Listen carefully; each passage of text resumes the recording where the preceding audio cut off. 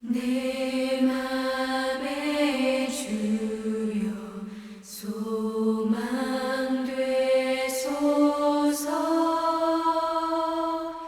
주 없이 모든 일 헛되어라.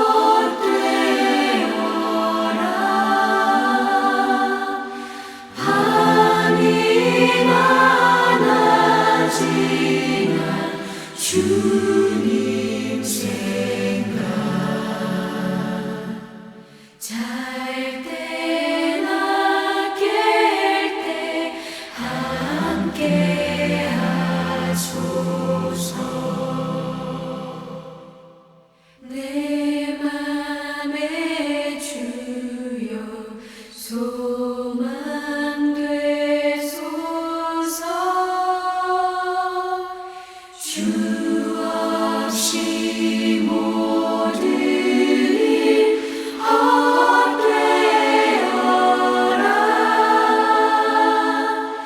밤이 많아지나 주님 생각. 잘 때나 깰 때 함께 하소서. 잘 때나 깰 때 함께 하소서.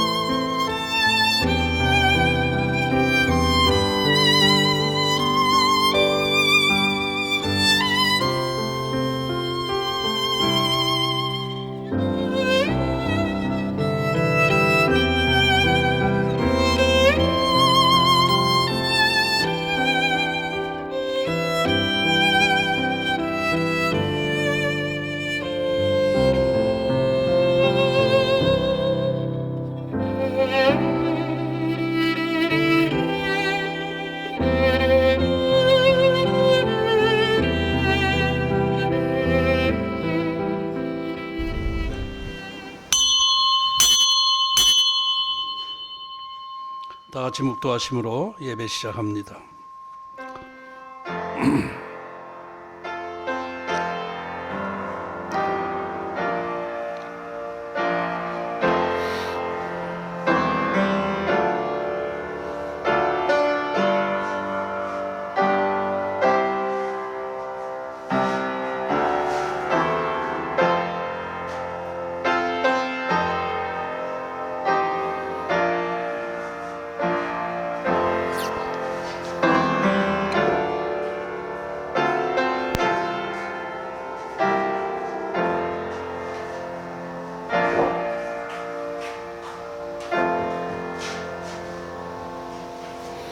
하늘에 계신 우리 아버지여, 이름이 거룩히 여김을 받으시오며 나라의 임하옵시며 뜻이 하늘에서 이룬 것 같이 땅에서도 이루어지이다.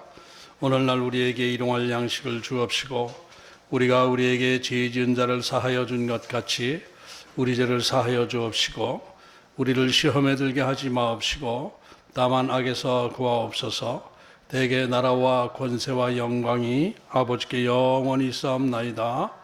아멘. 다같이 교독문 55번을 교독합니다. 시편 127편.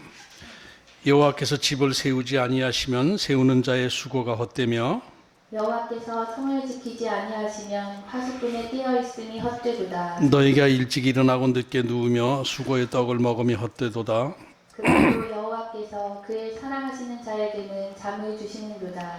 보라, 자식들은 여호와의 기업이요 태의 열매는 그의 상급이로다. 젊은 자의 자식은 장사의 수중의 화살 같으니 이것이 그 화살통에 가득한 자는 복되도다. 그들이 성문에서 그들의 원수와 담판할 때에 수치를 당하지 아니하리로다. 아멘.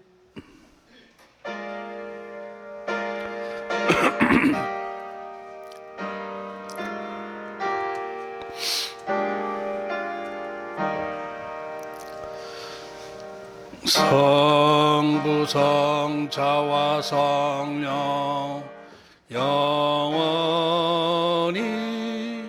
영광 받으옵소서.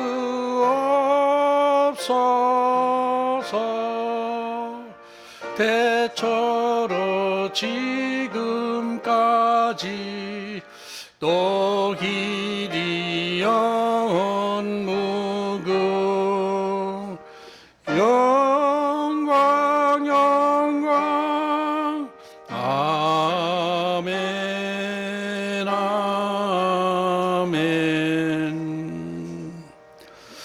전능하사 천지를 만드신 하나님 아버지를 내가 믿사오며 그의 외아들 우리 주 예수 그리스도를 믿사오니 이는 성령으로 잉태하사 동정녀 마리아에게 나시고 본디어 빌라도에게 고난을 받으사 십자가에 못 박혀 죽으시고 장사한 지 사흘 만에 죽은 자 가운데서 다시 살아나시며 하늘에 오르사 전능하신 하나님 우편에 앉아 계시다가 저리로서 산 자와 죽은 자를 심판하러 오시리라.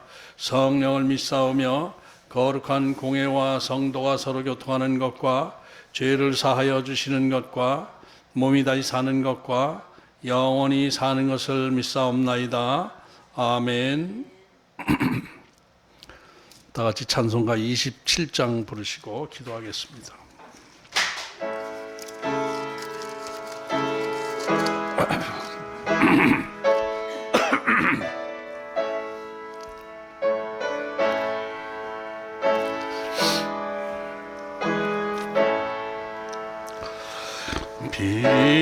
빛나고 높은 보좌와 그 위에 앉으신 주 예수 얼굴 영광이 해같이 빛나네. 해같이 빛나네. 지극히 높은 위엄과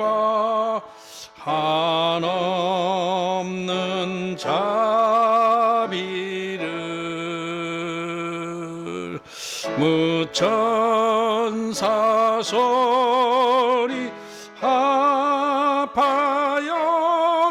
늘 찬송 드리네.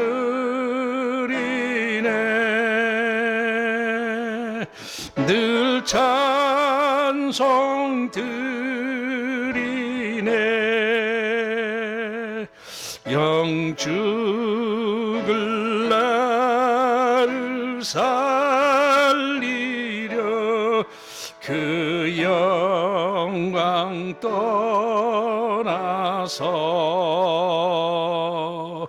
그 부끄러운 십자가 날 위해 지셨네. 날 위해 지셨네. 나 이제 생명 있음은 주님의 은혜요. 저 사망 권세 이기니 큰 기쁨 넘치네. 큰 기쁨 넘치네.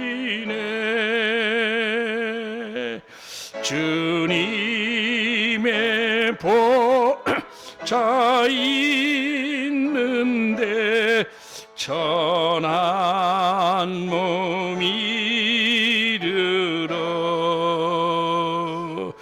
그 영광 몸소 배울 때 내 기쁨 넘치리. 내 기쁨 넘치리. 아멘.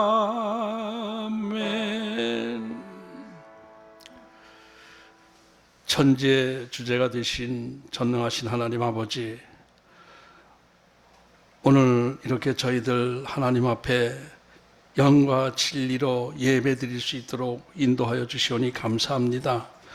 코로나가 아직도 잠잠해지지 않고 확산세가 완전히 꺾이지 않고 있는 상황 속에서 오늘도 온라인 예배로 하나님 앞에 예배를 드립니다. 온라인 예배라는 형식을 통해 예배를 드리고 있지만, 그러나 저희들의 예배는 진정으로 하나님 앞에 예배 드리고 있습니다. 하나님, 저희들의 예배를 받아 주옵소서. 각 처소에서 드리는 예배, 우리 성도들의 모든 예배를 주님 받아 주시옵시고, 저희들에게 하나님의 풍성하신 은혜와 축복을 허락해 주시옵소서. 감사함으로 주님께 영광 돌리며 예배할 때에 주께서 기쁨으로 받아 주시옵시고, 저희들의 모든 상황 가운데 믿음의 삶을 살아갈 수 있도록 도와주시옵소서. 하나님의 자녀로서 이 땅에 살아갈 때에 세상의 본이 되는 삶이 되게 하여 주시옵시고, 살아계신 하나님을 증거되게 하는 삶이 되게 하여 주시옵시고, 이 어려운 상황 속에서 저희들이 앞장서서 이 어려운 장애물을 물리칠 수 있는 힘이 될 수 있도록 저희들을 지켜주시옵소서. 이 어려운 장애 앞에서 저희들 더욱더 말씀 앞에 무릎 꿇습니다. 하나님 말씀에 순종하기를 원합니다. 교회의 그동안의 모든 잘못 하나님 앞에 고백합니다. 교회가 바른 하나님이 기뻐하시는 교회가 되게 도와주시옵시고, 하나님 나라를 확장하는데 이 교회가 정말로 하나님 앞에 귀하게 쓰이는 저희들이 될 수 있도록 주님 지켜주시옵소서. 오늘도 부족한 종이 말씀을 전할 때에 성령님 함께하여 주시옵소서. 성령께서 저들의 마음과 생각을 지켜주시고, 마음에 감동을 주시고, 생각이 바뀌게 되게 하여 주시옵시고, 변화되는 기회가 될 수 있도록 도와주시옵소서. 이 종이 인간의 말이 나타나지 않게 하시고 오직 하나님의 말씀만 선포될 수 있도록 성령님 함께하여 주시옵소서. 오늘 예배의 시종을 주님 앞에 맡기옵고 예수님의 이름으로 기도하옵나이다. 아멘. 오늘 말씀은 마태복음 16장입니다.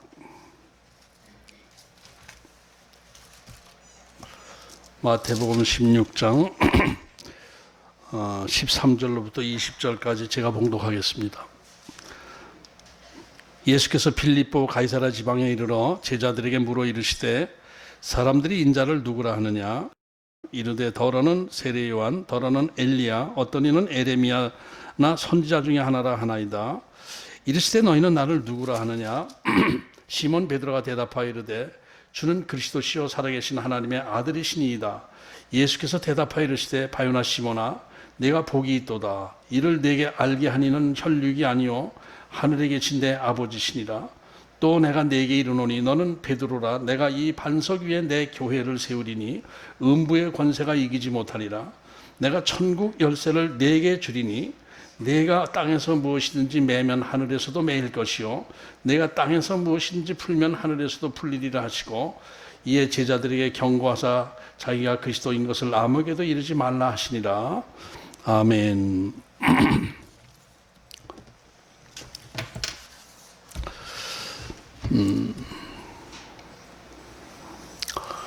오늘도 온라인 예배를 드리는 가운데 각자들 계신 자리에서 영과 진리로 정중하게 하나님 앞에 예배 드리는 시간이 되기를 바랍니다. 2020년 한 해가 코로나로 인해서 마음 놓고 모여서 예배를 드릴 수 없는 상황에서 1년을 보냈습니다. 이 대면 예배가 불가능해지게 되면서 전국의 한국의 온 교회가 온라인 시스템을 통해서 예배를 드리게 되었습니다. 그런데 이렇게 모여서 예배를 드리지 못하고 동영상을 통해 예배를 드리게 됨으로 해서 예배의 본질에 대해서 생각하게 되고 예배의 본질에서 지금 우리가 드리는 예배가 맞는 예배인가 아닌가 하는 의심과 갈등이 따르기 시작했습니다. 과연 동영상 예배가 바람직한 예배인가? 교회는 어떻게든 하나님 모여서 성도들이 모여서 하나님 앞에 예배드려야 하는 것, 이것이 사명 아닌가 하는 생각이 있을 수가 있고, 또 그 반대적인 측면에서 예배는 어디서 드리든 영과 진리로 드리면 되는 것이지 그 장소가 그렇게 중요한 것은 아니지 않은가라는 의견이 생길 수도 있게 되는 것입니다. 그래서 어떤 교회는 강력하게 대면 예배를 드리면서 국가로부터 어떤 제재를 받기도 하고 사회적으로 이렇게 좀 이슈가 되기도 하고 이랬습니다. 그러나 90% 대부분의 교회는 어쩔 수 없이 정부 지침에 따르면서 온라인 예배를 드리면서 1년 가까이 드려오게 된 것입니다. 강경하게 모여서 예배를 드리고자 하는 교회 입장에서는 교회의 가장 중요한 사명이 하나님 앞에 예배 드리는 것인데 어떻게 동영상이라는 그런 형식을 통해서 예배를 드릴 수 있겠는가? 그래 우리는 목숨 걸고 예배를 모여서 드려야 된다 이렇게 주장하고 있고, 온라인 예배를 드리는 입장에서는 교회가 이 사회로부터 자꾸 지탄의 대상이 되고 있는데 교회가 그 전염병을 옮기는 이 온상이 돼서는 안 되는 것 아니냐. 그래서 교회가 전염병 확산을 방지하는 데 적극적으로 동참하면서 믿지 않는 이들에게 본이 되어야 될 것이다. 교회가 자꾸 이 세상 사람들에게 욕먹는 것, 이것은 안 되는 일이다. 그래서 안타깝지만은 답답하고 안타깝지만은 온라인 예배를 통해서 예배를 드림으로 해서 세상 사람들에게 비난의 대상이 되지 않아야 되겠다 이렇게 또 주장하고 있는 거예요. 이 두 가지 견해 양쪽 다 나름대로 다 일리가 있는 주장이기 때문에 섣불리 어느 한쪽에 치우쳐서 이게 옳다 저게 옳다 이건 틀리다 이렇게 얘기할 수도 없는 그런 입장입니다. 이번 코로나로 인해서 이 변화되는 그 사회적 요동치는 그 변화 이런 것들은 그 사회적 여파는 정말 역사적으로도 대단하다라는 생각이 듭니다. 인류 역사상 또 기독교 역사상 이렇게 예배를 전염병 때문에 예배를 못 드리는 상황 이런 상황이 역사적으로 그렇게 찾아볼 수도 없는 그런 상황입니다. 전 세계적으로 교회뿐만 아니라 전 세계적으로 사회 경제적 여파가 이건 뭐 보통이 아닌 거예요. 그래서 많은 계통의 전문가들은 코로나 이후에 새로운 문화가 분명히 형성될 것이다라는 것을 이야기하고 있습니다. 이 세상 모든 면에서, 세상 문화 모든 면에서 대면 문화에서 비대면 문화로 바뀌고 뭐 이렇게 바뀌는 것들이 무지하게 많은데 그 속도가 이번 코로나로 인해서 속도가 빨라질 것이다라는 것이죠.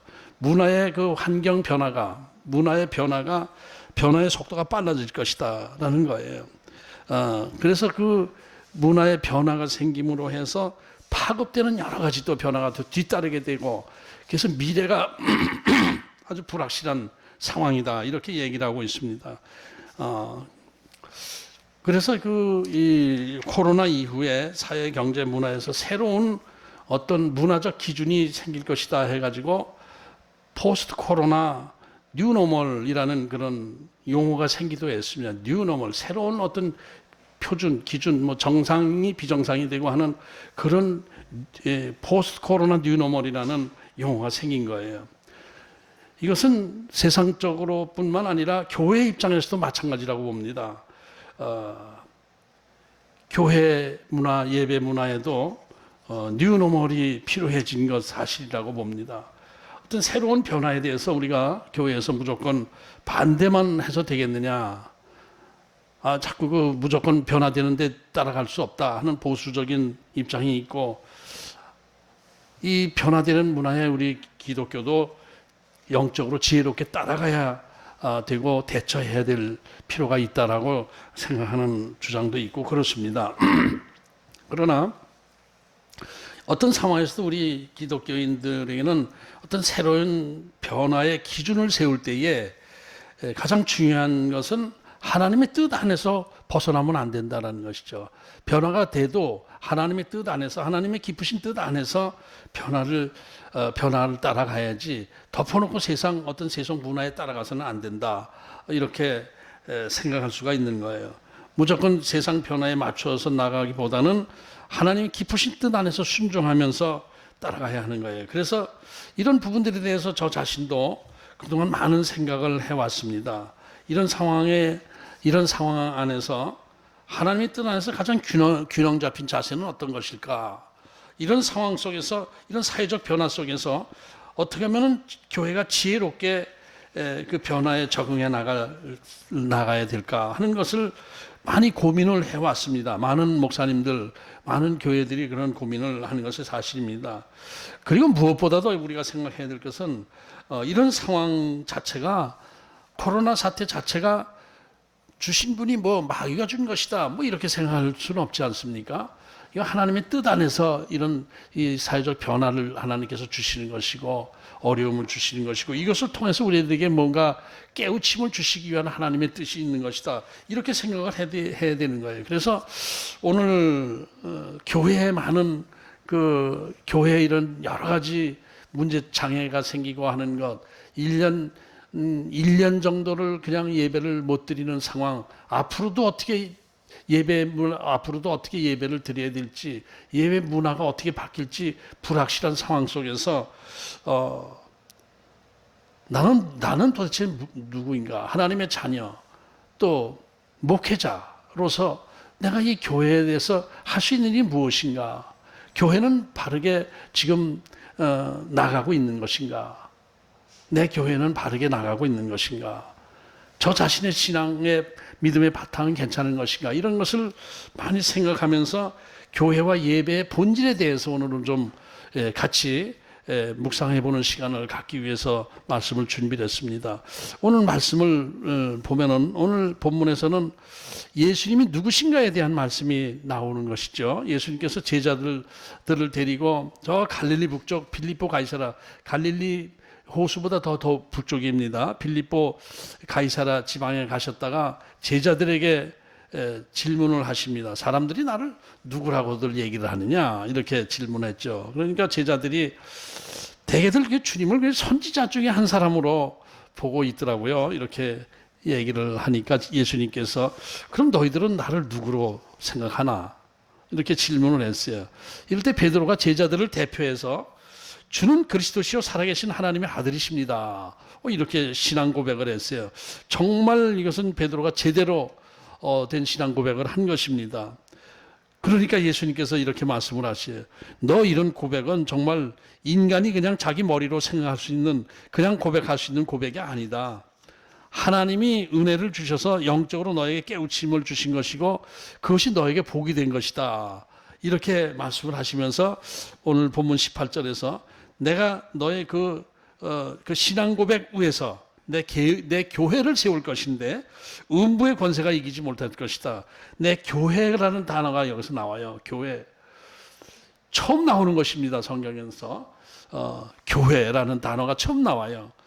이것을 원어로 보면 에클레시아라는 단어인데 이 단어는 밖으로 불러 모으다. 밖으로 불러. 너희들 거기서 나와서 너희들 거기서 빠져나와서 모여 이쪽으로 모여라 하는 뜻이 에클레시아거든요. 그러니까 이것은 주님께서 불러 모아서 구별된 자들의 모임을 에클레시아라고 하는 것이죠. 교회라고 하는 거예요. 그러니까 하나님께서 우리를 부르셔서 예수 그리스도를 구주로 신앙 고백하는 성도들의 모임의 공동체, 이것을 에클레시아라고 얘기하는 거예요. 아주 중요한, 그래서 오늘 본문이 이걸 된 거예요. 아주 중요한 의미가 있는 거예요. 예수님께서 에클레시아라는 단어를 쓰신 것, 교회를. 그리고 이 교회의 권위도 말씀해 주시죠. 하나님 나라의 키를 너에게 줄 거야. 네가 열면 열리고 네가 닫으면 닫힐 것이다. 영혼 구원의 키를 주신다. 어마어마한 말씀을 해주신 거예요. 교회, 여기서 교회라고 생각하면 우리는 일단 예배당 뭐 이런 것을 생각하게 되잖아요. 그런데 교회는 신학적으로 하면은 크게 두 가지로 나눌 수가 있어요. 무형교회와 유형교회, 지상교회와 하늘교회 이렇게 나눌 수가 있어요. 무형교회는 보이지 않는 교회죠. 하나님 나라, 이 하늘교회입니다. 무형교회, 보이지 않는 나라, 보이지 않는 교회입니다. 이 무형교회라는 것은 뭐냐면은 하나님께서 선택하신 하나님 나라 백성 전체를 단 하나의 교회로 보는 거예요. 우주적 교회라고도 하죠. 우주적 교회. 교회는 하나입니다. 딱 교회는 하나예요. 보이지 않는 영적 교회. 이것은 뭐 쉽게 설명하면은 아담 이후에 예수님 재림하실 때까지, 세상 끝날 때까지 모일 수 있는 천국 백성들 전체를 그냥 하나의 교회로 보는 거예요. 그러니까 천국 백성 전체를 하나의 교회로 보는 거예요.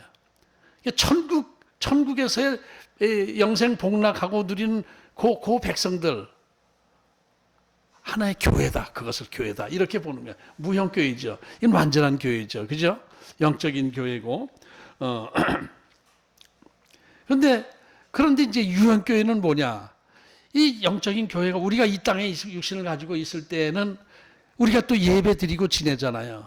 그러니까 이 땅에서의 교회도 또 필요한 거예요. 그러니까 우리 예배 드리는 우리 하나님 나라의 백성들, 이 육신을 갖고 있을 때, 이 땅에 육신을 갖고 있을 때는 시공간의 제약을 받게 되지 않겠습니까? 시간대가 다르고, 1000년 전 사람이 있고 500년 전 사람이 있고 이 시대 사람이 있고 시공간도 제약을 받잖아요. 시공간의 제약을 받게 되니까 교회의 개체가 하나만 갖고는 안 되는 거예요. 그죠? 예를 들면 1000만 명, 2000만 명이 교인이다 그러면 2000만 명, 3000만 명이 어디서 예배를 드려요? 그렇게 되니까 각각 개체 교회가 생기게 된 거예요. 지역 교회가 생기게 된 거예요. 그러니까 육신을 가진 우리들이 시 공간의 제약을 받는 우리들이 모여서 예배를 드리려고 하다 보니까 장소가 필요하고 건물이 필요하고 이렇게 된 거예요.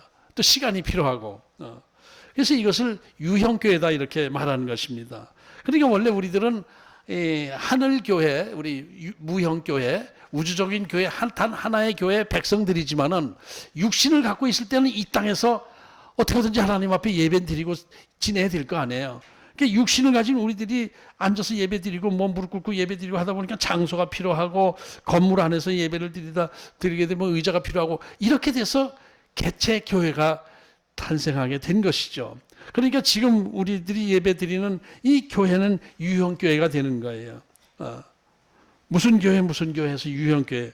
그러니까 유형교회는, 그런데 이제 여기서 유형교회는 무형교회와 유형교회를 나눴는데, 무형교회는 완전한 하나님 나라 백성들 영적인 교회 아니겠습니까? 그런데 유형교회는 육신적인 요소가 많이 있는 교회들이란 말이에요. 이게 하나님 나라 입장에서 보면은 이 유형교회는 완전한 교회는 될 수가 없다고 봐야죠. 그죠? 죄성을 가진 그 인간들이 모인 공동체이기 때문에 완전할 수가 없는 거예요.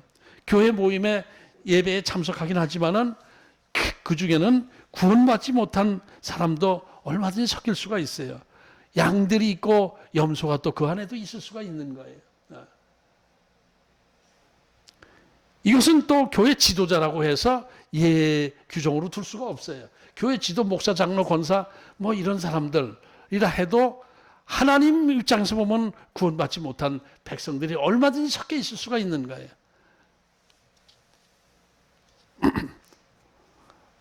그러다 보니까 하나님 나라의, 이 교회는 하나님 나라의 모형 아닙니까? 천국의 모형입니다.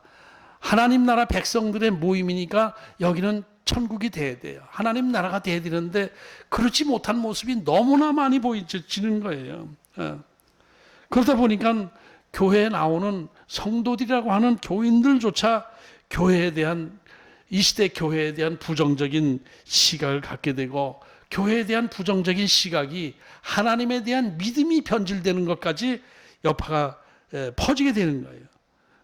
우리 애들의 믿음 생활에까지 좋지 않은 영향을 끼치게 되고 있는 거예요. 교회가, 유형교회가 그렇단 말이에요. 완전하지 못하기 때문에.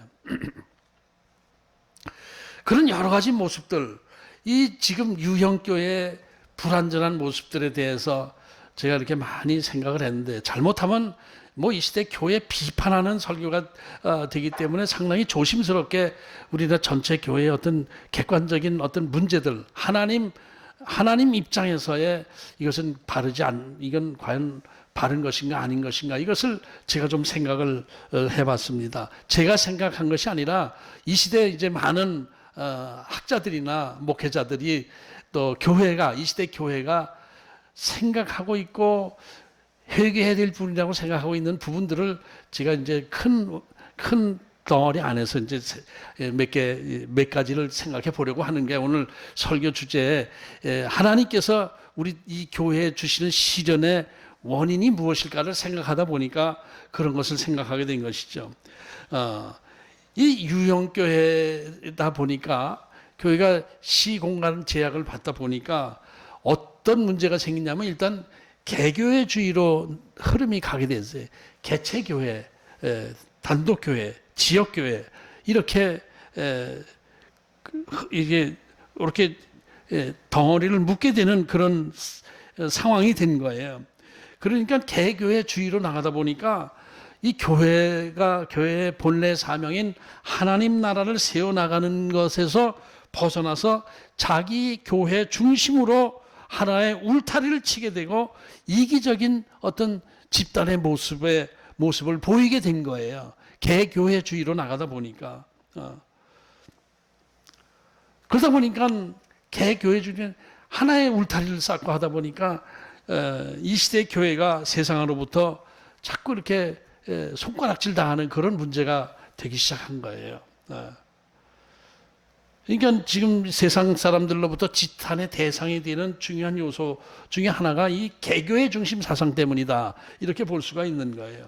전도를 하더라도 예수 그리스도의 복음을 전도하지 않아요. 교회에서 나와서 길거리에서 노방 전도를 하더라도 자기네 교회 주소, 약도 이런 거 해가면서 자기 교회로 나와달라 하는 그런 전도이지, 하나님 나라의 복음을 전하면서 예수님 믿고 구원 받으세요, 가까운 교회 나가세요, 이렇게 얘기하지는 않잖아요.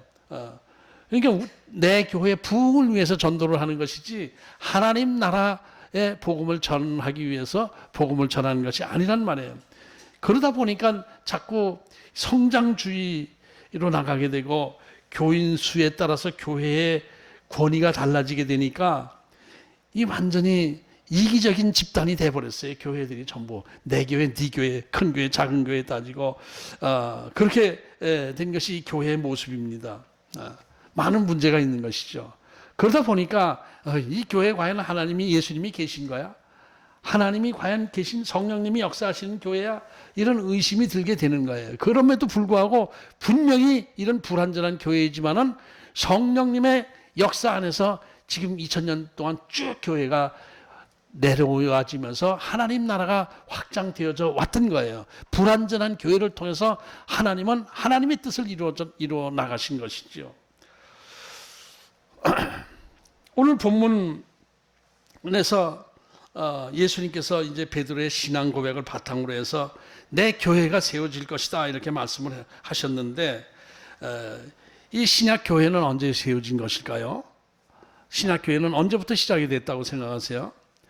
예수님께서 3년간 하나님 나라의 복음을 전하시면서 교회의 기초를 세워 놓으셨지만은 예수님 생전에는 아직 이 교회가 형성됐다고 볼 수는 없습니다. 교회 기초를 세워 놓으신 거예요, 예수님께서. 신약교회의 새 시작은 사실상 오순절 성령 강림하면서 시작된 것이다 이렇게 봐야 돼요. 그 전에 일단 그 마가의 다락방에서 120 문도들이 예수님 승천하신 다음에 기도하신 거, 거기서부터 교회가 시작됐지만 그때는 교회에 모여서 기도만 하고 있었죠. 기도만 하고 있어요. 성령 받을 때까지 기도만 하고 있어요. 그리고 성령 받고 나서 성령님이 강림하시니까 성령 받고 나서 충만해서 그때부터 흩어지면서 복음을 전하기 시작해서 교회가 시작됐다고 이렇게 볼 수가 있는 것입니다. 그러니까 교회의 시작은 성령님께서 제자들에게 임하심으로 해서 성령님 주체로 교회가 시작된 거예요. 사도행전을 성령행전이라고 하잖아요. 그러니까 성령께서 교회를 세워나가신 것이죠. 성령께서 교회를 세워나가셨다는 건 뭐예요? 하나님이 직접 교회를 세워나가신 것이다. 성령은 예수 그리스도의 영이니까 예수 그리스도의 영께서 보혜사 성령께서 오셔서 교회를 설립하시고 세워나가신 것이다. 이렇게 볼 수가 있는 것입니다. 그러니까 이 성령님 예수 그리스도의 영이 교회의 본체가 되신 것이고 우리 성도들은 교회의 예수 그리스도의 지체가 된 것이다. 이것이 교회에 대한 정의입니다. 교회의 본질이라고 보는 거예요. 이것은 지금 이 시대 교회도 여기서 변화되면 안 되는 거예요. 예수 그리스도의 영이 우리 교회라는 것은 우리들의 모임 안에서 예수 그리스도가 본체이시고 우리들은 다 그 지체로서 각각 사명을 가지고 행해 나가는 것, 이것이 교회인 거예요. 목사가 주인이고 또 성도들은 손님이고 이렇게 이런 거 아니잖아요. 그렇죠? 다 예수님을 주인으로 해서 그 밑에 지체들이 우리 목사, 장로, 권사, 집사 뭐 이렇게 되는 거예요. 이렇게 그렇게 해서 각각의 은사와 달란트 안에서 주님의 일을 감당하는 것, 이것이 교회의 본질인 거예요. 그래서 교회의 사명이 무엇인가를 신학적인 차원에서 이렇게 좀 정리해서 얘기를 하면은 첫째로 뭐냐면은 이 땅에서 하나님의 나라를 확장해 나가는 것입니다.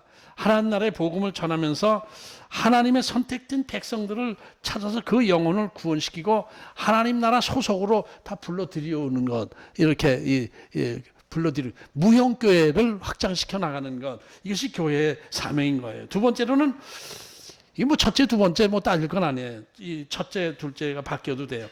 하나님께 예배하고 하나님의 영광을 찬양하는 것, 우리의 사명인 거예요. 이 교회의 사명은 뭐예요? 하나님을 찬양하고 하나님께 영광 돌리고 하나님 앞에 예배하고, 그게 기초가 되죠. 그걸 바탕으로 해서 흩어져서 땅끝까지 복음을 전하는 것이죠. 이것이 우리 유형교회의 사명인데, 이 사명 감당은 언제까지 해야 되죠? 우리가 이 교회의 사명이 언제까지 해야 되는 거예요? 예수님 재림하실 때까지 때를 어떤지 못 어떤지 계속해서 하나님 나라의 복음을 전해야 되는 것, 이것이 우리 유형교회의 이 땅에서의 책임이고 사명인 것입니다. 이런 면에서 볼 때에 이 시대에 지금 우리 교회가 지금 이 시대에 이제 교회가 원래부터 주어진 예수님의 명령 안에서 교회의 사명을 제대로 감당하고 있느냐라는 질문을 할 때 예, 열심히 감당하고 있습니다라고 자신 있게 대답하기는 좀 쑥스러운 면이 많이 있는 것이죠. 사도행전을 통해서 사도행전을 통한 그 초대교회의 모습을 보면은 이 시대 교회는 사실 너무 부끄러운 게 많은 거예요. 초대교회 때는 사실 정말 예수님께서 승천하시기 전에 말씀하신 대로 땅끝까지 복음을 전하는 일에 매진하고 있었죠.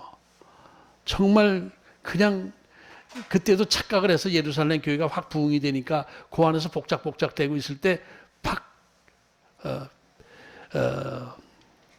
핍박을 가해지게 함으로 뿔뿔이 흩어지게 만드셨죠.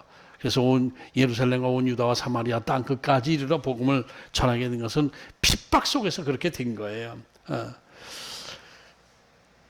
땅끝까지 복음을 전하는 그 사도 바울이라는 또 전도자를 통해서 땅까지 복음을 전하게 되고, 그리고 또 초대교회의 특징은 이웃에게 나눠주는 거예요. 연보, 헌금을 하는 것이 이웃을 나누기 위해서 헌금을 다 이렇게 해서 예루살렘 교회를 돕고 가난한 교회를 돕고 또 어려운 이웃들을 돕고 이렇게 하는데 매진했어요. 네 거 내 거 없이 나눠 쓰고 이렇게 해서 돈 있는 사람들은 자기 재산을 다 정리해서 교회에다 헌금함으로 해서 그것으로 또 이웃을 돕고 이렇게 하는 교회의 시작이 그렇게 됐어요. 그런데 이제 이렇게 시작된 교회들이 시간이 가면서 이제 부흥이 되고 이렇게 교인 숫자가 늘어나고 하다 보니까 교회 안에 힘이 생기게 되고 또 많이 모이다 보니까 교인들이 예배할 장소가 좀 넓은 장소가 필요해서 예배당을 건축하기 시작하고 이렇게 됐는데 숫자가 확 늘어나고 하니까 이 예배당을 화려하게, 그것이 하나님의 영광이라고 생각해서 어마어마한 돈을 들여서 화려하게 짓는 이런데 또 치중하게 된 거예요. 그런데 이 화려한 예배당을 건축하기 시작하면서 사실상 교회는 타락하기 시작했어요. 참 신기해요. 참 그게. 큰 예배당을 짓기 시작하면서 타락하기 시작했단 말이에요. 예배당을 화려하게 짓는 것, 이것은 결국 원래 교회 사명을 감당하는데 지장을 초래했지 도움이 되질 않았어요. 그것이. 그냥 넓은 광장에서 예배 드리고 거기서 헌금이 모이면 그것 갖고 이웃을 돕고 복음 전하는 데 쓰고 이렇게 해도 되는 것인데, 뭐해서 우리가 하나님 앞에 마음 놓고 찬양하고 예배드리자 이렇게 해서 예배당을 건축하기 시작하니까 점점 더 화려한 모습이 되기 시작했거든요. 이 중세시대 때에 이제 로마 교황청이 이제 그래서 우리 베드로 성당을 하나 짓자. 베드로가 순교한 자리라고 추측되는 로마 거기에 베드로가 거꾸로 십자가에 못 박힌 그 자리가 지금 베드로 성당이 있는 자리가 그 자리예요. 그렇게 알고 우리 이 베드로가 순교한 이 자리에 아주 화려하게 어마어마한 베드로 성당을 건축하자. 이렇게 로마 교황이 얘기를 했는데 어마어마하잖아요. 그게 지금 우리나라 뭐 제일 큰 교회 한 10개를 모아도 그 교회만 못할 거예요. 그 성당을 짓자 하는데 그 예산이 얼마나 많이 듭니까? 그러니까 이제 베드로 성당을 건축하는 건축 자금을 모으려고 아이디어를 생각한 것이 면죄부를 발행한 거예요. 면죄부. 죄 없다라는 면죄부, 이렇게 지금 증권 비슷하게 이렇게 해서 화려하게 가상서 이렇게 해놓고 내 죄사함을 받았다 뭐, 그리고 거기서 얼마짜리 100만 원 헌금, 200만 원 헌금하면 200만 원짜리 또 300만 원짜리 그 면죄부가 더 커요. 많이 할수록 그 죄를 빨리 사해지게 되는 것을 생각한 것이죠. 면죄부란 한마디로 말하면 돈을 받고 죄를 면제해 주는 거예요. 거기다 특히 또 그냥 살아있는 사람도 좋지만은 부모는 이제 예수님 안 믿다 돌아가셨는데 우리 부모님은 그렇게 할 때에 그래? 그럼 면죄부를 좀 돈을 많이 사. 비싸게 사. 그러면 부모님도 그 죄를 면해주게 해줄게. 교황청에서 그렇게 얘기를 하는 거예요. 그러니까 부모를 사랑하는 마음에서 우리 부모님 지옥 가면 안 되는데 천당 가야 되는데 얼마나니까 1,000만 원 내. 예, 1,000만 원 드리겠습니다. 그러면서 1,000만 원 이 헌금 옛날에 금화 이런 것들을 헌금함에다 땡그랑하고 떨어뜨리는 순간 땡그랑 하는 순간 지옥에 있던 부모님의 영혼이 뿅 하고 천국으로 올라간다. 이렇게 얘기를 한 거예요. 이게 내가 과장해서 웃기려고 하는 얘기가 아니고 요 헌금이 네가 낸 면죄부 헌금이 땡그랑 하는 순간 뿅 하면서 너희 부모는 천국으로 올라갔다. 지금 땡그랑 소리 들렸지? 천국으로 올라갔어. 이렇게 되면서 그냥 그러니까 막 돌아가신 조상들을 위해서 그냥 막 헌금을 면죄부를 사고 이렇게 되기 시작한 거예요. 그러니까 이제 마틴 루터가 95조항 맨 처음에 이 신학교 성당 앞에 정문 앞에다가 95조항 그 당시에 교회 문제점들을 쫙 적은 것이 제일 핵심되는 게 면죄부예요. 면죄부를 팔고 있다 교회에서. 이것은 하나님의 뜻이 아니다. 이것은 개혁돼야 된다. 이래서 이제 종교 개혁의 운동이 시작되는 시점이 바로 그 면죄부 때문에 그렇게 된 거거든요. 예배당 지으라고 돈 거두는 거짓말하면서 면죄부 판매하는 이것이 종교 개혁 운동의 시작이 된 것이다. 이렇게 우리가 볼 수 있는 것입니다. 그러니까 이렇게 해서 이 마틴 루터가 종교 개혁 운동을 하고 뭐 정말 결함으로 바위치듯이 힘든 상황. 그 교황의 파워가 얼마나 셌는데요, 그 당시에. 일국의 왕보다도 훨씬 권력이 셌어요. 왕도 패할 수도 있고 올릴 수도 있고 할 정도로 교황의 세력이 컸어요. 이렇게 돼서 교회 개혁이 종교 개혁이 일어나기 시작했는데 그것이 이 화려한 예배당 짓는 그 건축 문화는 지금 이 시대 이 개혁 개신교회에서 엄청나게 활용되고 있어요. 지금 교회 큰 교회 화려한 교회 지으면은 하나님 앞에 축복받은 교회예요. 하나님이 영광 받으시는 교회다 해가지고 그냥 이렇게 짓는 문화로 된 거예요. 천주교는 오히려 이제 종교 개혁 이후에 천주교에서 자체적으로 개혁 운동이 일어났어요. 그러니까 이 종교 개혁이 일어날 때 그 당시에 그 교회는 교회는 이제 캐토릭 교회죠. 캐토릭 보편적인 교회다 해서 캐토릭 교회는 너무나 하여튼 이 성지 순례 갔다 온 영수증이 있으면 그것이 천국 가는 그 서류 보증서가 되기도 하고 그래서 이 성지 순례를 그냥 다니고 그랬단 말이에요. 그렇게 하고 뭐 하여튼 말도 안 되는 여러 가지 이런 부작용 이런 원칙에서 벗어난 그런 것들이 많은데 지금은 이제 그 종교 개혁이 일어나면서 캐토릭 안에서도 자체적인 개혁을 일으켜 가지고 천주교는 지금 이사하면은 그 지역으로 가야 돼요. 그 지역 교회로 가야 돼요. 네 교회 내 교회가 없어요. 하나의 교회로 지금 하고 있어요.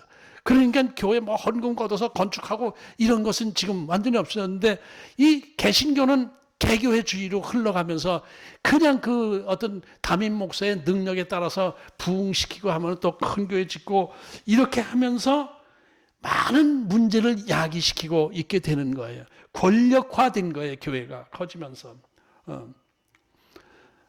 근데 큰 교회, 대형 교회 지면 하나님 뭐 기뻐 받으시겠지 하고 생각할 수도 있는데 이 교회의 사명은 성도들이 모여서 하나님 앞에 영광 돌리고 예배하고 찬양하고는 바로 흩어져서 복음을 전하는 게 사명인데 큰 교회를 짓고 거기서 뭉치게 되는 거야. 자꾸 뭉치기도 우리끼리 뭉치자. 우리 교회는 세계에서 제일 큰 교회고 우리 교회는 세계에서 우리 교회는 제일 모범적인 교회다. 건강한 교회다. 교회가 크면은 건강한 교회다 이렇게 생각을 하면서 뭉치게 된 거예요. 바벨탑 문화로 바뀌게 된 거예요. 지금요. 이게 바벨탑 지을 때 니무롯이 뭐라고 그랬죠? 창세기 11장 4절에 보면은 자 우리 성읍과 탑을 건설하여 그 탑 꼭대기를 하늘에 닿게 하여 우리 이름을 내고 온 지면에 흩어짐을 면하자. 우리 이름을 내고 우리 흩어지지 말고 뭉치자. 이것이 바벨탑이거든요. 그래서 하나님께서 흩어버려 주신 거거든요. 지금 화려한 이 예배당 짓는 목적이 바로 여기서 벗어나지 않아요. 우리 교회 이름을 내자. 우리 교회는 세상에서 제일 훌륭한 교회다. 제일 큰 교회다. 성도 수가 제일 많은 교회다. 그러니까 그 체면을 유지하기 위해서라도 큰 교회 몇만 병짜리 교회를 짓자. 그리고 우리끼리 뭉치자. 이러고 있는 게 지금 교회의 현실이다. 화려한 예배당 짓는 문화가 그 많은 물질적인 어떤 문제도 이야기시키고 이렇게 되는 거예요. 그 돈 가지고 불우한 이웃들 돕고 또 이 가난한 교회를 돕고 복음 전하는데 땅까지 복음을 전하는데 쓰고 이렇게 하면 얼마나 많은 일을 할 수 있겠어요. 그래서 우리 한국교회도 빨리 하루속히 교회의 사명의 본질로 들어가서 주님께서 말씀하신 대로 바르게 복음을 전하고 바른 교회를 세워나가는 것이 중요하다. 예배당 세우는 것이 아니라 바른 교회, 무형교회, 올바른 유형교회를 세우자라는 것이 이제 숙제로 남게 되는 거예요. 이런 상황에서 이제 하나님께서 이 세상에 코로나를 퍼뜨리신 거거든요. 제가 지금 이렇게 얘기하는 어떤 뭐 더 이게 하나하나 트집 잡자고 보면은 많은 얘기들이 할 수 있지만은 뭐 교회 비판하기 위해서 제가 지금 이 말씀을 하는 것이 아니라 하나님께서 우리 교회를 향해 주시는 메시지가 무엇일까? 교회가 어떻게 변화되어야 될까? 하나님께서 새 일을 행하신다고 할 때에 우리는 어떻게 그 하나님의 새 일을 행하신다 하는 그 뜻 안에 따라갈 수 있을까라는 것을 생각하는 시간이기 때문에 이제 이런 상황 속에서 하나님께서 코로나를 퍼뜨렸는데 이제 이 세상에 코로나를 퍼뜨렸죠. 교회만 코로나가 생긴 것이 아니라 이 세상에 퍼뜨려진 것이 교회에도 영향을 미치게 되는데 이 세상 문화의 타락성은 지금 말할 수도 없어요. 이 세상 문화의 쾌락 문화 너무너무 부패해 있지만은 오늘 뭐 그런 거 얘기할 주제도 아니고 시간도 없고 이 시대 교회가 정말 예수님께서 명령하신 그대로 교회 사명을 바르게 감당하기 위해서 감당하지 못하는 모든 그 본질에서 벗어난 그 상황에서 하나님께서 주신 그 코로나의 의미는 무엇일까를 우리 뭐 잠깐이라도 한번 생각해 보십시다. 이것은 뭐 많은 그 목회자들이 생각하고 있고 우리 교회의 학자들도 얘기하고 있고 하는데 이것은 하나님께서 이 시대 교회를 개혁시키려고 하는 의미가 분명히 있다라고 보고 있습니다. 이 대면 예배가 제약을 받고 있는 건 뭐예요? 대면 예배가 우리끼리 모여서 뭉치지 않은 그 바벨탑 문화로 돼 있기 때문에 대면 예배를 못하게 일단 하나님께서 막아놓으신 것 아니냐. 너희가 그렇게 니들끼리 대면하고 하나님하고는 대면하지 않고 너희들끼리만 대면해서 뭉치려고 하고 바벨탑 짓고 이건 안 돼. 라는 의미가 분명히 있다. 그래서 좀 흩어놔야 되겠다. 생각해 보세요. 10,000명, 20,000명 들어갈 수 있는 예배당 안에 20명 모여서 이 동영상 찍고 끝나고 이렇게 해야 되면은 그 예배당이 그 많은 돈 들인 큰 예배당이 무슨 소용이 있습니까? 그것을 깨닫게 해주시기 위한 하나님의 뜻이 있지 않을까 이렇게 생각됩니다. 그래서 개교회주의가 이번 코로나로 인해서 이 개교회주의, 자기 교회 성장 위주의 그런 어떤 그 사고 방식에서 벗어나서 무형교회, 하나된 교회화 되는 어떤 그런 문화로 어떤 형태든 간에 바뀌어져 나가야 된다라는 그런 생각을 하게 됩니다. 하나님이 원하시는 것이 그런 것 아니냐. 거기다 또 이제 그 많은 분들이 이 말씀을 인용을 하는데 코로나 시대에 예수님께서 말씀하신 거 예배는 이 산에서 드리는 것도 아니고 저 산에서 드리는 것도 아니고 그리심산도 아니고 예루살렘 시온산도 아니고 영과 진리로 드릴 때가 오게 될 것이다. 어디 장소가 중요한 것이 아니라 정말 영과 진리로 드리는 그 때가 오게 될 것이다. 이렇게 말씀하신 그 말씀을 많은 분들이 인용을 하죠. 그러니까 지금 많은 교인들이 뭉쳐서 예배 드리는 것만 영과 진리로 드린 예배일까요? 작은 개척교회에서 서너 명이 모여서 예배 드리는 것은 영과 진리로 드린 예배가 아닐까요? 가정에서 진실되게 예배 드리는 건 영과 진리로 드린 예배가 아닐까요? 이런 생각을 할 때에 예배당 하는 그 문화, 그것은 없어져야 되는 것이다. 우리의 예배가 진정으로 하나님과 대면하는 영적인 예배였느냐? 이것도 우리가 이것은 뭐 각자에 따라서 신앙 수준에 따라서 또 다르죠. 그건 뭐 다 그렇다, 100% 그렇다라는 건 아니고 많은 부분이 대형 교회에서 예배드린다고 해서 더 많은 숫자가 영과 진리로 예배드리고 적은 교회에서 예배드린다고 해서 작은 숫자가 예배드린다,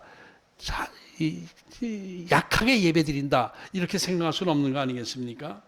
그리고 예배하는 자세부터가 지금 우리나라에서 특히 문제가 되는 것은 기복주의적인 신앙 상태에서 머물러 있는 예배거든요.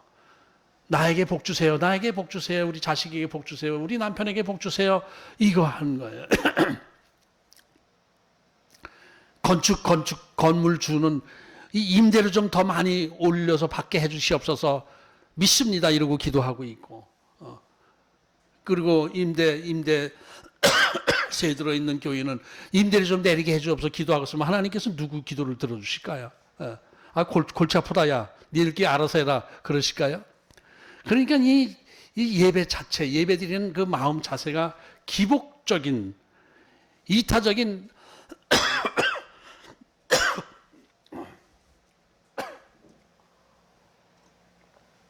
이타적인 마음으로 하나님을 사랑하고 교회를 사랑하고 복음을 땅까지 전하기 위해서 예배 드리는 그 마음 자세가 아니라 복 주세요, 제가 정성껏 헌금했으니 복 주세요, 정성껏 예배 드렸으니 복 주세요 이러는 예배, 이것들도 지금 이 코로나로 인해서 예배를 마음대로 드리지 못하는 상황 속에서 이 부분도 이제 지적할 수 있는 부분이 될 수 있는 것이죠.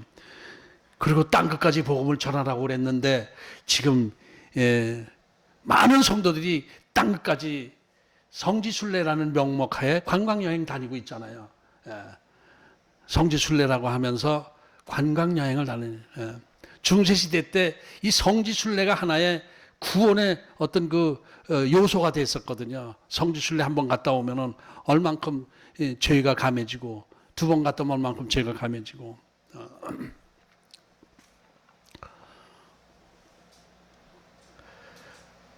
그러다 보니까 해외여행도 너희들 좀 스톱 이렇게 하신 것 아닌가, 조금 좀 심한가, 어쨌든 그런 면이 좀 있는 거예요. 또 여기서 또 예배 동영상, 여기서 또 개혁되어야 되고 변화되는 긍정적인 면도 있는데, 온라인 예배가 예배 동영상은 좀 시설이 좀 있고 기술적으로도 좀 있고 이렇게 필요하고, 그러니까 큰 교회 위주로 온라인 예배가 진행되고 유튜브를 통해서 큰 교회 목사들의 그 메시지는 많이 우리가 들을 수 있지만은 작은 교회 젊은 목사들, 작은 교회 목사들의 설교는 시설도 부족하고 기술도 없고 뭐 이러다 보니까 오프라인 안에서만 이렇게 예배 드렸어요. 그렇게 조그맣게. 아주 귀한 말씀을 하는 젊은 목사님들도 많은데, 개척교회 목사님들도 많은데, 그 목사님들의 설교는 어디 가서 전파가 안 됐었어요. 그런데 이번 온라인 예배가 활성화되다 보니까 작은 교회도 좀 무리하지만 힘들지만은 또 공부를 하고 카메라도 사고 이렇게 시설을 보완하고 기술적으로도 이렇게 좀 공부를 하고 해서 작은 교회도 이제 동영상 예배를 드리게 되고 유튜브에 올리게 되고 하다 보니까 작은 교회 목사들의 그 설교도 좀 온라인화돼서 전파의 지경이 넓어지게 된 거예요. 그런 면도 긍정적인 면이 있는 것이죠. 그러니까 온라인 전 교인이 우리나라 90% 되는 교인들이 온라인 예배, 교회를 출석하지 않고 집에서 예배를 드리다 보면 꼭 자기 담임 목사님 설교만 꼭 듣지 않게 되고, 아이 우리 목사님 설교는 뭐 맨날 그 얘기가 그 얘기니까 오늘 딴 목사님 설교 한번 들어볼까 하고 들어오기도 하고 이렇게 되잖아요. 여기에 좀 나쁜 점도 있지만은 좋은 점도 있어요. 이것이 이게 보편화되잖아요. 이게 부익부 빈익빈으로 가던 교회 문화가 어느 정도 이렇게 균형 잡히는 그런 문화로도 갈 수 있다. 이런 긍정적인 면도 있는 거예요. 또 거기다 한 가지 긍정적인 문제는 이건 제가 생각한 거예요. 이 그냥 우리끼리 예배 드릴 때는 설교 이렇게 뭐 깊이 고민하면서 이렇게 막 해서 또 수정하고 이건 안 돼. 여기 이렇게 하는 것보다는 우리끼리 많지 않은 교인들이 모이고 다 아는 얼굴들이 있으니까 편안하게 이렇게 메시지를 전하다 보니까 대충 한 요소가 저 안에도 있었다라는 생각이 드는데, 이 온라인 이 전국적으로 유튜브에 올린다라고 그러니까 이거 함부로 해서는 안 되구나, 말도 함부로 해서는 안 되는구나, 설교다 쓸데없는 농담해서 안 되는구나, 이런 걸 생각해서 좀 설교가 진지해졌어요. 저 자신도 조심스럽게 하게 되는 거예요. 그리고 이것이 바른 하나님의 말씀인가 인간적인 얘기인가 이것도 이렇게 생각하면서 이렇게 좀 절제하게 되고 이렇게 솎아내고 이렇게 돼서 조금 설교의 질이 뭐 이렇게 설교의 질 뭐 이렇게 얘기하기 좀 그렇지만 하나님의 말씀 위주로 좀 전하려고 애를 쓰게 되는 그런 면도 좀 긍정적인 면이 있다라고 생각이 됩니다. 이런저런 면에서 볼 때 포스트 코로나 시대에는 개교회주의 문화가 좀 개선되어질 것이다. 하나님께서 그거를 원하실 것이다라는 생각을 해보게 됩니다. 이 교회 속성이라고도 하고 특성, 교회의 특성이 있습니다. 교회의 특성 이렇게 하는데, 첫째, 교회는 하나다. 이게 하나. 교회는 하나다. 무형교회 얘기죠. 하나다. 교회는 거룩하다. 거룩한 모임 공동체다. 이거예요. 그리고 세 번째, 보편성. 균형이 잡힌 정당성. 이 보편성이 이제 캐톨릭이거든요. 캐톨릭. 우리가 보편적인 정상적인 교회고 이 프로테스탄트 너희들은 비정상적인 교회다 이렇게 돼서 이 캐톨릭이라는 보편성이 나왔거든요. 그러니까 그 보편성, 이 균형 잡힌 위아래 없이 다 이렇게 누구든지 예배드리고 구원받을 수 있는 그 보편성 이런 것이 있고, 사도로부터 계속 이어지는 교회, 이건 네 개의 특성이라고 그래요. 그런데 지금 이 시대의 교회의 특성은 하나의 교회인가요? 개교회입니다. 거룩한가요? 많은 분들이 거룩하죠. 거룩한데 안 거룩한 분이 많이 있습니다. 보편성 없습니다. 한쪽으로 치우쳐요. 자꾸 한쪽으로 치우쳐요. 그래도 사도로부터 이어지는 교회, 초대교회의 모습이 거의 안 보입니다. 지금 이 교회의 특성이 지금 거의 다 사라져 있는 상황입니다. 이런 것들이 많이 개선되어질 것으로 예측하게 되는 것입니다. 이 코로나로 인해서 하나님께서 변화를 요구하시는 그 부분들이 이렇게 고쳐질 거예요. 오늘 본문 말씀은 제가 조금 어떤 면에서 좀 이건 뭐 그 목사님답지 않게 왜 이렇게 비판적인 설교를 하십니까? 목사님은 얼마나 잘했다고 교회 비판하고 계십니까? 이렇게 생각하실 수도 있을 수 있겠지만은 교회 비판하기 위한 목적이 아니라 코로나가 주는 하나님의 뜻이 무엇인가를 생각하면서 교회가 회개해야 될 부분이 없는가를 생각하면서 저 자신의 잘못까지도 다 포함된 그런 이 시대 교회의 문제점들을 생각해 본 것입니다. 이 코로나 이후에는 여러 면에서 많은 변화가 올 것이고 어떤 부분까지 변화될지 확실치가 않습니다. 불확실한 많은 변화가 예측될 수가 있어요. 그러다 보니까 이제 교회의 본질로 우리가 돌아가자, 예배의 본질로 돌아가자, 이렇게 생각하면서 하나님께서 이 시대에 우리 교회에 주시는 메시지를 생각해 본 것입니다.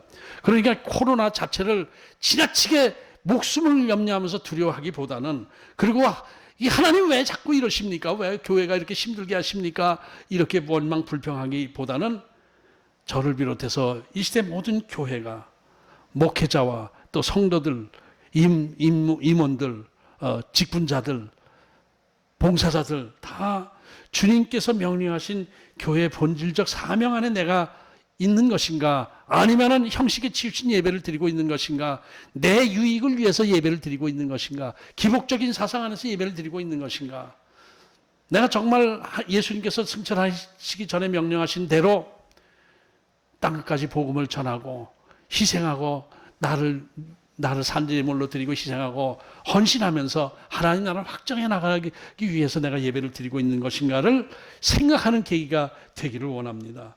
코로나 이후에 또 가장 핵심적인 변화는 뭐냐면은 진짜 하나님 나라 백성과 버려진 백성이 구별될 거예요. 분명히 구별될 것입니다. 걸러내게 되는 기회가 될 거예요. 그리고 또 뭉치는 문화에서 흩어지는 예배 문화로 바뀌게 될 것, 이것이 핵심일 거예요. 그런 것을 생각하면서 이 시간 여러분들 많이 묵상하시면서 내 자신은 어디에 있는가를 묵상하는 시간이 되기를 주의 이름으로 소원합니다. 기도하겠습니다. 하나님 아버지, 죄송하지만은 우리 이 시대의 교회에 많은 하나님 입장에서 보는 그 문제점들을 잠깐 생각해 보았습니다. 뭐 이것이 빙산의 일각이겠습니다만은 이런 여러 가지 문제점 안에서 하나님께서 코로나라는 전염병을 통해서 교회를 변화시키고 복주시키기 위한 하나님의 계획이 이 안에 있다라는 생각에서 말씀을 묵상해 봤습니다. 하나님, 교회가 진정으로 하나님 앞에 예배드리는 예배의 본질을 찾아 들어가게 하여 주시옵시고, 교회의 진짜 사명이 무엇인지 그 사명 안으로 다시 들어가는 기회가 될 수 있도록 저희들을 지켜주옵소서. 저희들에게 영적인 많은 깨달음을 주셔서 정말 하나님이 기뻐하시는 교회, 유형교회가 될 수 있도록 지켜주시옵소서. 깊이 회개하며 저희들을 변화시켜 나가는 기회가 될 수 있도록 하나님 저희들을 지켜주옵소서. 예수님 이름으로 기도합나이다. 아멘. 찬송가 208장 부르시고 봉헌 기도하겠습니다.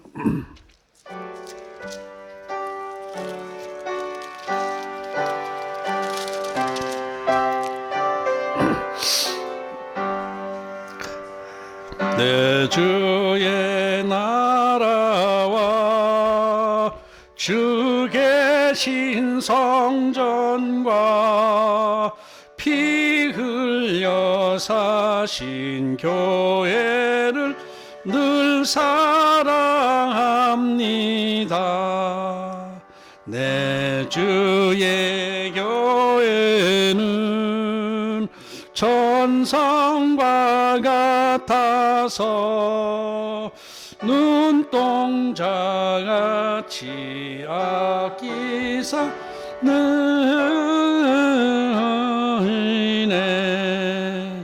이 교회 위하여 눈물과 기도로 내 생명 다하기까지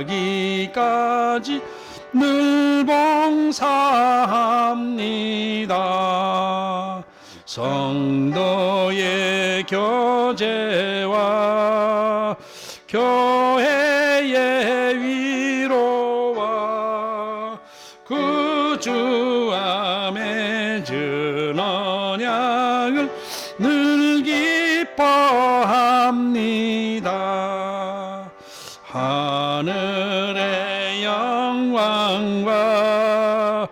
베푸신 은혜가 진리와 함께 영원히 시온에 넘치네.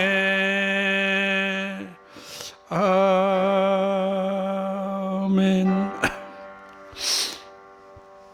봉헌 기도합니다. 하나님 아버지, 교회는 예수님의 몸된 교회입니다.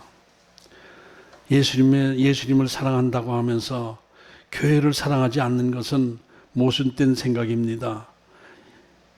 교회를 사랑하게 해 주옵소서. 예수님을 사랑하는 마음으로 교회를 사랑하는 것, 이것이 우리들의 성도들의 사명인 줄로 믿습니다. 그리고 이 교회를 통해서 이 교회, 이 예수님의 지체된 몸들이 각각 자기에게 주어진 사명을 감당하며 하나님 나라를 확장해 나갈 수 있도록 도와주시옵소서. 교회 힘을 키우고 세력화하고 권력화하는 바벨탑 쌓는 문화에서 벗어나서 정말 겸손하게 하나님 나라를 세워나가는데 나를 희생시키고 헌신하는 그런 마음의 자세의 믿음들을 저희들에게 허락해 주시옵소서. 사랑하는 성도님들이 하나님 앞에 예물을 드렸습니다. 드려진 예물 주님 받아주시옵시고 예배를 받아주신 것처럼 예물도 받아주시옵시고 저들에게 복을 내려 주옵소서. 교회를 위해서 이 예물이 하나님 나라 복음을 확장하는데 쓰여질 수 있도록 지켜주시옵소서. 예수님의 이름으로 감사하며 축복하며 기도합나이다. 아멘.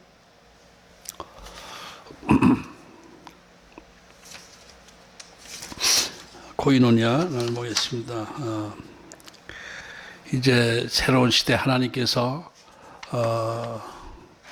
새 시대 새로운 일을 계획하고 계시다라는 말씀을 신년 예배 때 들었죠. 그 새 일이 우리에게 새로운 축복을 주신다라는 의미보다는 하나님께서 교회를 변화시키고 새로운 길을 열어주실 때에 우리가 거기 따라가면서 나 자신을 개혁시키고 교회를 개혁시키고 변화되는 역사가 나타나는 그런 말씀을 했죠.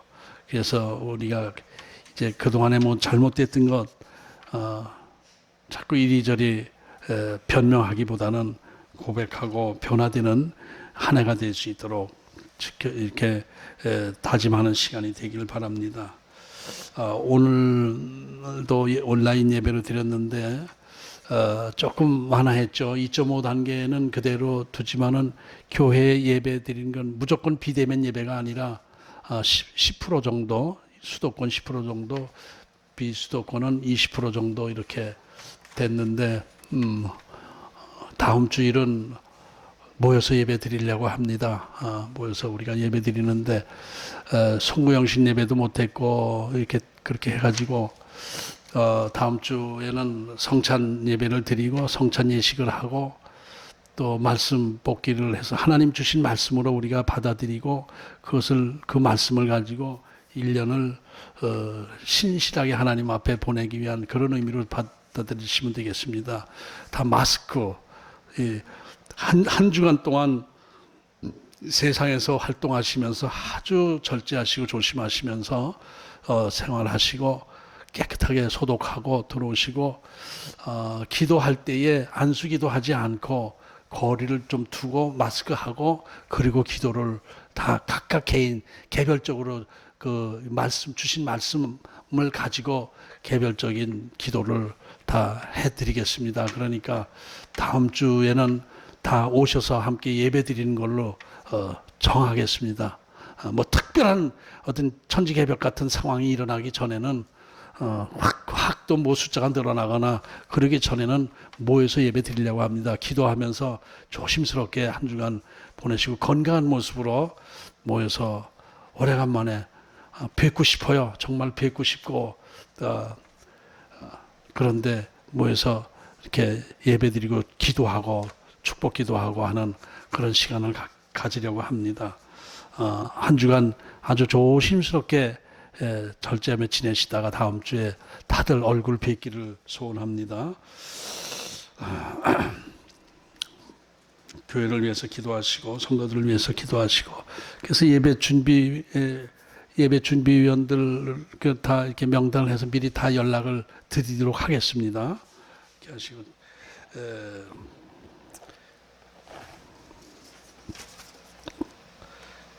찬송가 210장 부르시고 축도하겠습니다.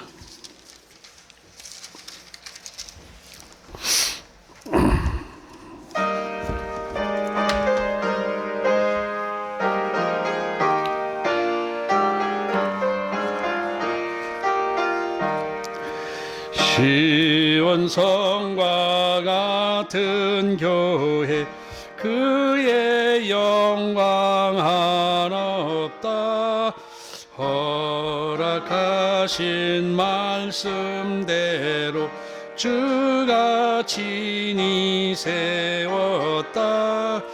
반석 위에 세운 교회 흔들지 자가 누구랴 모든 원수 애워싸도 아무 근심 없도다. 생명샘이 솟아나와 모든 성도 마시니 언제든지 흘러넘쳐 부족함이 없도다. 이런 물이 흘러가니 목마를 자 누구랴 주의 은혜 풍족하여 넘치고 더 넘친다. 주의 은혜 내가 받아 시온 백성 되는 때 세상 사람 비방해도 주를 찬송하리라. 세상 헛된 모든 영광 아침 안개 같으나 주의 자녀 받을 복은 영원 무궁하도다. 아멘. 한 말씀 더 드리겠습니다. 아까 제가 얘기할 때는 다 온 성도라고 했지만은 다 우리 모여도 10% 정도밖에 안 되니까 그 방역 수칙에 이렇게 벗어나지 않습니다. 나라 방역 수칙에 어겨가면서 예배 드리겠다라는 것은 아니고 뭐 우리 모이는 숫자가 많지 않으니까 다 모인다 하더라도 10% 정도 될 거예요. 그러니까 너무 이렇게 의식하지 않으셔도 될 것 같습니다. 축도하겠습니다. 지금은 우리 주 예수 그리스도의 은혜와 하나님 아버지의 만극하신 사랑하심과 성령님의 내주교 도의로 충만하심이 이제 정말 참다운 하나님이 기뻐하시는 교회가 되기로 작정하고 돌아가시는 모든 성도들 머리 위에 이제부터 영원까지 함께 하실지어다. 아멘.